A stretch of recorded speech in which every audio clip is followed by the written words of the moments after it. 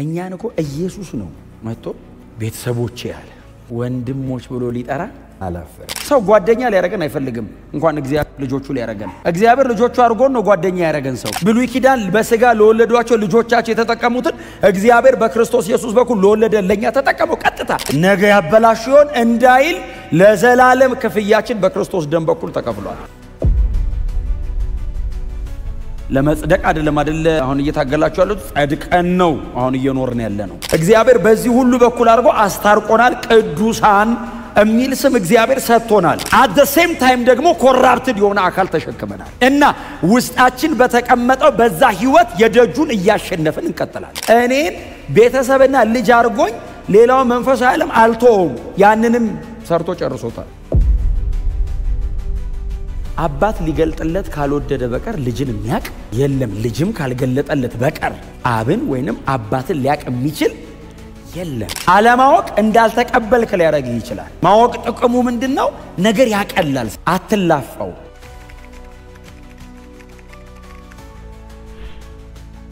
ሰዎችን የሚቀድሰውና የሚቀደሱት ሰዎች ከአንድ ቤተሰብ ናቸው ስለዚህ ኢየሱስ ወንድሞች ብሎ ሊጠራቸው አያፍርም ኢየሱስ ወንድሞች ብሎ ሊጠራቸው አያፍርም ጌታ ኢየሱስ ክርስቶስ በመስቀል ላይ ሞቶ ስራውን ጨርሶ ወደ አብ አርጎ በአባቱ ቀኝ ተቀምጧል ከዚህም በኋላ የሚቀደስ ካለ በክርስቶስ ኢየሱስ የመስቀል ስራ ይቀደሳል እንጂ እኔን ለመቀደስ ኢየሱስ በየዓመቱ መስቀል ላይ አይሞት ኦሬዲ ስራውን ጨርሷል ኢየሱስ የድነታችን ስራ ተጠናቋል ለእግዚአብሔር ጽድቅ የሚሆን ክፍያ ተከፍሎ አልቋል እግዚአብሔር ከኃጢአት ጋር ያለውን ጉዳይ በልጁ በክርስቶስ ኢየሱስ በኩል ዲል አርጎታል ቅዱሳንን ደግሞ እለት እለት ደግሞ ፕራክቲካሊ ደግሞ በህይወታችን በመንኖረው ኑሮ ደግሞ ወደ ቅድስና ሙላት እንሄዳለን የቆሮንቶስ ቤተክርስቲያን ፈንክሽናሊ ወይንም በተግባር ፕራክቲካሊ በቅድስና መኖር እንዳለባቸው ጳውሎስ በጣም አጽንቶ ይናገራል ምዕራፍ 1 ቁጥር 1 ላይ ግን ሲጽፍ በቆሮንቶስ ከተማ ለሚኖሩ ቅዱሳን የሚል ቅዱሳን ተብለው ተጠርተው ነው ተቀደሱ ደግሞ የሚባሉት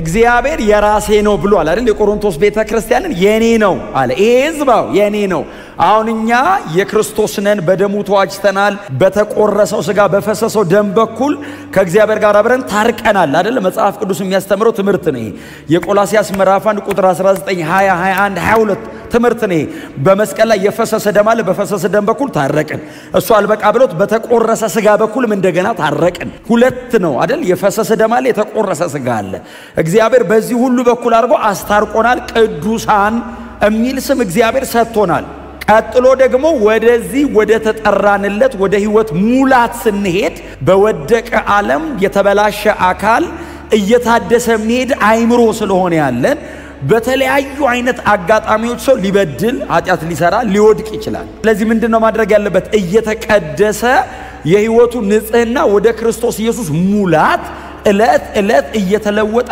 ማደግ ግዴታ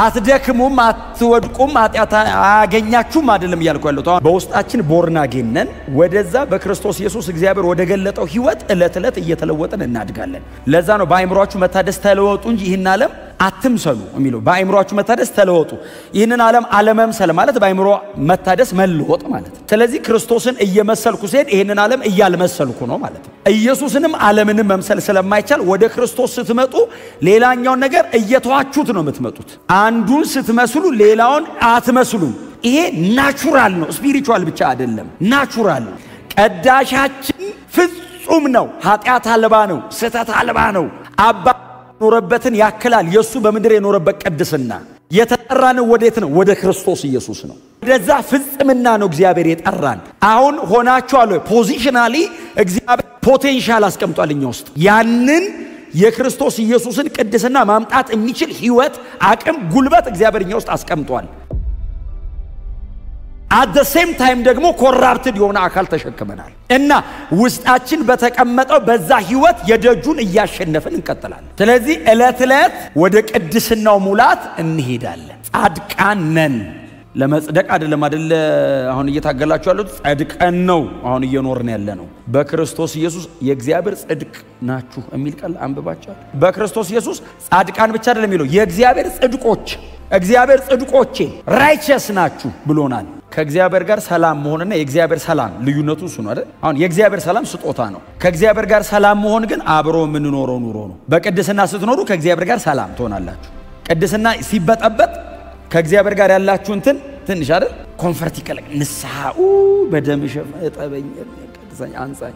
የእግዚአብሔር ሰላም ግን ለፍቼ የማመጣው አይደለም፣ ስጦታ ነው። ፒስ ኦፍ ጋድ ስጦታ ነው። ፒስ ዊዝ ጋድ ግን ኑሮ የየዕለቱ ኑሮ። ስለዚህ እኛ ቅዱሳን ነን። ኦሬዲ እግዚአብሔር በክርስቶስ ቀድሶናል። ወደዛ የህይወት ሙላት ግን ዕለት ዕለት ደግሞ እየታደስን እየተሰራን እየተለወጥን እናድጋለን። እድገት ሂደት ነው። እድገት ቅጽበታዊ አይደለም። እድገት ባንዳዳር አይመጣም። ፕሮሰስን እመኑ፣ ተቀበሉ። መማር ካለብኝ መማር አለብኝ። ሌላ ቦታ በጣም ትልቅ ሰው ልትሆኑ ትችላላችሁ። ቸርች ግን ልጅ ልትሆኑ ትችላላችሁ። እዚህ ሁላችንም እምናድግነን እምንማርነን። እግዚአብሔር እግር ስር ቁጭ ብለን በቅዱስ ቃሉ ፊት ተሰብስበን እንደ ልጅ የቃሉን ወተት እየጠጣን እናድጋለን። በጣም እድሜ ባለጠጋ ትልቅ ሰው ቢኖር በእግዚአብሔር ፊት ልጅ ነው። ስለዚህ እንማር፣ እንጸልይ፣ ጊዜ ወሰዱ ከጌታ ጋር። እግዚአብሔር ቃል ጋር በጣም ጊዜ ስትወስዱ ጸሎት ላይ መንፈሳዊነታችሁ ከጌታ ጋር ያላችሁ ኢንቲሜሲ በጣም ክሎዝ ከሆነ ምንም ጥርጥር የለውም የምትውሉበትን ነው የምትመስሉት። ከጌታ ጋር የሚውል ሰው ዓለማዊ ሊመስል አይችልም። ከጌታ ጋር የሚውል ሰው ጌታ ነው የሚመስለው።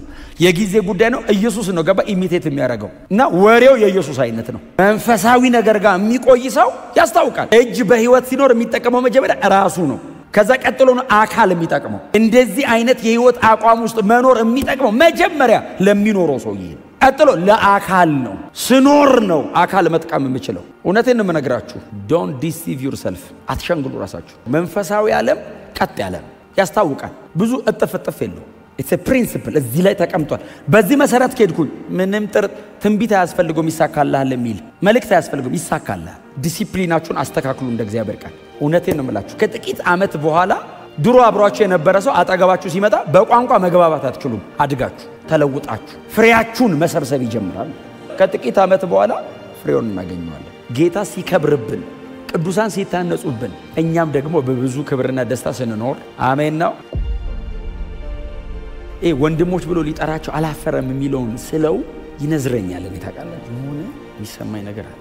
ኢየሱስ ወንድሜ ሲለኝ አሁን ኢየሱስ እኮ አንድ ደህና ሰው ራሱ ወንድሜ ካለ እከሌ ብራዘር ሲለ መንገድ ላይ ተጥሎ ምንም ሰው የሌለው ዘመድ የሌለው የሚበላው የሚጠጣው የሌለውን ሰው በጣም ዝንጥ ያለ በጣም ትልቅ ቦታ ላይ ነው የሚመጣው ትልቅ ባለስልጣን መጥቶ ወንድሜ ብሎ ቢጨብጣው ምንም አያርግለት። ባይዘው ወንድሜ ቢለው ያለቀሰ ሊያድር ይችላል። ወንድሜ አለኝ እኮ እኛን እኮ ኢየሱስ ነው መጥቶ ቤተሰቦቼ ያለ ወንድሞች ብሎ ሊጠራ አላፈረም። ማታሳፍሩ ናችሁ አይደለም የሚለው መጽሐፍ። እሱ አላፈረም ነው የሚለው። እኛ ምናስመካ ሆነን አይደለም፣ እሱ ነው ያላፈረው። የማያሳፍር ነገር አላፈረም ነበር አይባልማ። የሚያሳፍር ሰፈር መጥቶ ነው ሳያፍር ቤተሰቦቼ ብሎ እቅፍ። ጌታችን መድኃኒታችን ኢየሱስ ክርስቶስ ከትንሳኤው በፊት ወይንም ከመስቀል ሞቱም በፊት ወንድሞች ብሎ ጠርቶ አያቅ። ከትንሳኤ በኋላ ነው ጌታ ኢየሱስ ክርስቶስ ለወንድሞቼ ሂጂና ነገሪያቸው ያላት ለማርያም ስምህን ለወንድሞቼ እነግራቸዋለሁ በጉባኤ መካከል አመሰግናለሁ ሲል የዳዊት አድማጮች መሲሁ እኛን ደቀ መዛሙርቶችን ወንድሞች ብሎ ይጠራቸዋል ብሎ አይደለም የሚሰሙት። የዳዊት አድማጮች መዝሙሩን አሁን ሲዘምረው የሚያዳምጠው የእስራኤል ሕዝብ ካለ ምናልባት ንጉስ በቤተልሔም ሕዝቡን ሰብስቦ ከሆነ ይህን እየዘመረ ያለው አድማጮቹ ሲሰሙት ዳዊት ለእስራኤል ለዚህ ጉባኤ በማህበር መካከል እግዚአብሔርን ስም እየነገረ ነው ማለት ነው። እግዚአብሔር ደግሞ እየተናገረ ያለው ጌታ ኢየሱስ ክርስቶስ የኔን ስም ለወንድሞቹ ይገልጣል። ስምህን ለወንድሞቼ እነግራቸዋለሁ። አባት ሊገልጥለት ካልወደደ በቀር ልጅን የሚያቅ የለም። ልጅም ካልገለጠለት በቀር አብን ወይንም አባትን ሊያቅ የሚችል የለም። የአብን ስም ገልጦ የነገረን ወንድሞች ብሎ ጌታ ኢየሱስ። ይሄንን መዝሙረኛው ዳዊት ጌታ ኢየሱስ ክርስቶስ ከመምጣቱ ከሺህ ዓመት በፊት ቀድሞ ዘምሮታል። ኢሳይያስ ምን ይላል? እኔና እግዚአብሔር የሰጠኝ ልጆቼ ጽዮን ተራራ ከሚኖር ከእግዚአብሔር ዘንድ በእስራኤል መካከል ምልክቶችና ድንቆች ነን። ዕብራውያን ጸሐፊ ኢሳይያስ 8:18 የሚናገረው ስለኛ ነው ብሎ አመጣው። ኢሳይያስና እግዚአብሔር የሰጠው ሁለቱ ልጆቹ ለሚፈጸመው በክርስቶስ ኢየሱስ በኩል ለሚፈጸመው ትንቢት እንደ ጥላ ናቸው። በእርግጥ እኔና እግዚአብሔር የሰጠኝ ልጆቼ የሚለው ቃል የተፈጸመው በክርስቶስ ኢየሱስ በኩል በእኛ ሕይወት ኢየሱስ ወንድሞች ብሎ ሊጠራን አላፈረም። እግዚአብሔር በክርስቶስ ኢየሱስ በኩል ልጆቼ ብሎ ሲጠራን አላፈረም። አምላካቸው ነኝ ብሎ ሲናገር አላፈረም። አምላካቸው ተብሎ ሊጠራ አምላካቸው ነኝ አለ። አምላካችን ነው አይደለም እኮ ያሉት። አምላካቸው ነኝ አላፈረም። እንዲህ ሲል ያሳፍራል። የኛ አምላክ መባል ሰው ጓደኛ ሊያረገን አይፈልግም። እንኳን እግዚአብሔር ልጆቹ ሊያረገን። እግዚአብሔር ልጆቹ አድርጎን ነው ጓደኛ ያረገን ሰው። ወንድሜ ብዬ መጠራው እናንተን ብራዘር። ለምን? በክርስቶስ ደም ሊለያይም አይችል። የፈለገ ቢበጠብጥ ወንድምነቱ አይሰረዝም። አቃጣይ ወንድም አለኝ ነው የምትለው። ካንዱ ወዲያውን እንደዚህ አይነት ሁለት ልጅ ይወለዳል ይባላል እንጂ መወለዱ አይካድ። በጣም አስቸጋሪ ቢሆን ወንድም ነኝ ምንም ማድረግ አይቻልም። ወንድምነትን ያገኘሁት ተስማምተን አይደለም ተወልጄ ወንድሜ ቢሆን ጥሩ ነው ተብለን አይደለም የገባነው። ገብተን የተገናኘነው እና እግዚአብሔር ከሰማይ ልጆች ይላል። ጌታ ኢየሱስ ክርስቶስ ወንድሞቼ ይላል። እንደገና አብ ደግሞ አምላካቸው ነኝ ህዝቦቼ ህዝቤ ይላል። እስራኤል ህዝቤ ይባላል። ቀይ ባህር ሲከፈል ባይኑ አይቶ ባይኑ ውሃ እንደዚህ ሲቆም በባህር መካከል በደረቅ መሬት ተሻግረው ከበሮ አንስተው ዘምረው ወዲያው መናሰለቸን ይላል። ምንድነው እግዚአብሔር ምንድነው የሰለቸን? ምንድነው የሚያበላን በየቀኑ ስጋ የለም እንዴ? እግዚአብሔር እጅ ያጭር አይደለም አበላቸዋለሁ ይላል። ሙሴ ሊጸልይ 40 ቀን ሲወጣ ከግብጽ ያወጣን ሰው የት እንደዳናቀም እግዚአብሔር አውጥቷቸው አንዳንዴ እግዚአብሔር ይመጣና ይሄንን ህዝብ ይዣል ይልም። ከዛ ሙሴ ደግሞ ድፍት ይላል። አረ እግዚአብሔር ይላል። እግዚአብሔርን ስለሚያውቀው ነው ባይዘው ሙሴ እግዚአብሔር ማን እንደሆነ ስለሚያውቅ በረከክልና ያንተው ህዝብ ነው አውጥታቸው ቢሞቱ አውጥቶ አጠፋቸው ተብለ ስም ይጠፋል ያሞሃል ሲለው አረባክ እግዚአብሔር ሲለው እንደ ሙሴ አይነት የትም አላገኝም ይላል። የሚያስታርቀኝ ይላል። ደካማው ሙሴ እግዚአብሔርን እየተለማመጠ ህዝቡና እግዚአብሔር መሃል ገብቶ አብሮ ይኖር ነው። ኢየሱስ መጣ አብ የሚያርፍበትን ትውልድ አመጣለት። አሁን እግዚአብሔር ወይኔ እያለ አይኖርም። በክርስቶስ ደም በኩል ቅድስናውን የሚመጥን ህዝብ ኢየሱስ አመጣለት። አብ ህዝቤ ብቻ አይደለም የሚለው ልጆቼ ማለት ቻለ። አብ ልጆቼ ይላል። አብ ይሄንን የማለት አቅማ ልጆቼ ይላል። ለምንድን ልጆቼ የሚለው? ጽድቁን የሚመጥን ክፍያ ተከፍሎላቸዋል። የኢየሱስ እንደም ያለ ነኝ ሲያይ ልጄ ይላል። ኢየሱስን ልጆቼ ይላል። ብሉይ ኪዳን በስጋ ለወለዷቸው ልጆቻቸው የተጠቀሙትን እግዚአብሔር በክርስቶስ ኢየሱስ በኩል ለወለደ ለኛ ተጠቀመው። ቀጥታ ቃሉ በሙሉ ቁመናው ለኛ ነው። ልጆቼ አለ። ነገ ያበላሽውን እንዳይል ለዘላለም ክፍያችን በክርስቶስ ደም በኩል ተከፍሏል። የመስቀል ሥራ ነው ይሄን ሁሉ ነገር የሰራው። በዛው ኢየሱስ መስቀል ላይ መሞቱ ነው ይሄን ሁሉ የሰራው። የክርስቶስ ኢየሱስ ሰው መሆን የሰራው ይሄንን ነው። ቤተሰብ አረገን። እግዚአብሔር ልጆቼ አለ፣ ኢየሱስ ወንድሞቼ አለ። የክርስቶስ የመስቀል ሥራ ነው ይሄንን የሰራው። ኢየሱስ መስቀል ላይ ሞቶ በደሙ ከከፈለ በኋላ ነው ወንድሞቼ አለው። ከዛ በፊትስ እኔ መምህርና ጌታ ነኝ ነው የሚለው። አንተስ ባሪያ ነህ ነው የሚለው። መስቀል ላይ ከሞተ በኋላ ደም ከከፈለ በኋላ ወንድሞቼ። ይሄን ብቻ አይደለም የሰራው።